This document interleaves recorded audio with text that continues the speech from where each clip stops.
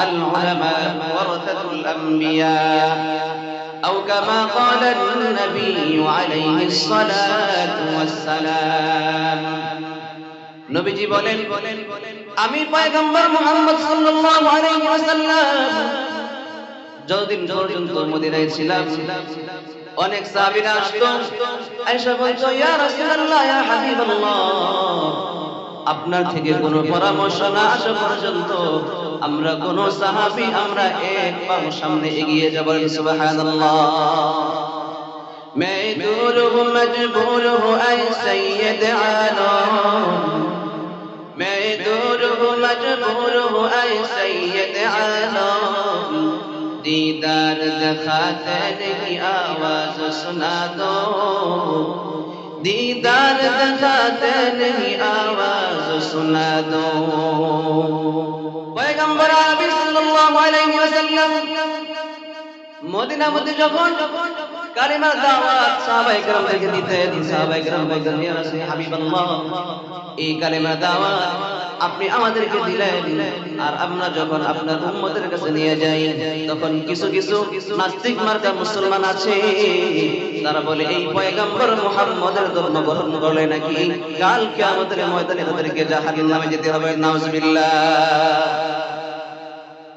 কত বড় বেদুইন কত বড় নাস্তিক কত বড় নাফরমান চিন্তা করতে পারছেন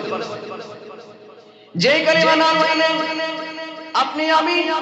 এমন কি আসমান জমিন আল্লাহ তাআলা কোনো কিছু সৃষ্টি করতেন না আল্লাহ বলেন লা ইলাহা ইল্লাল্লাহ মুহাম্মাদুর রাসূলুল্লাহ এই কালিমা বিশ্বাস করা ছাড়া এই কালিমা বিশ্বাস না করলে কোন মুমিন কোন উম্মত ততক্ষণ মুসলমান হতে পারবে না এই কালেমাকে মনে প্রাণে বিশ্বাস করলে ওই উম্মত পরিপূর্ণ মুসলমান হতে পারবে না ঠিক কি ঠিক না हकीकत से तो दुनिया बेखबर है दुनिया की नुमाइश पर नजर है नबी गोयम के आगे दुनिया जुदा बाश हर कारे के बाशी बा खुदा बश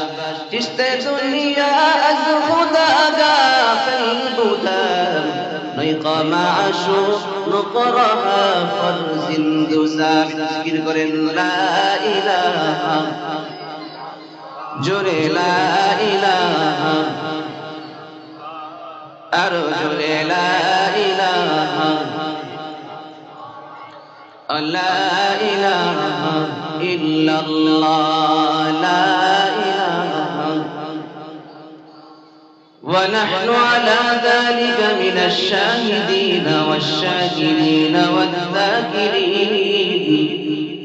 والحمد لله رب العالمين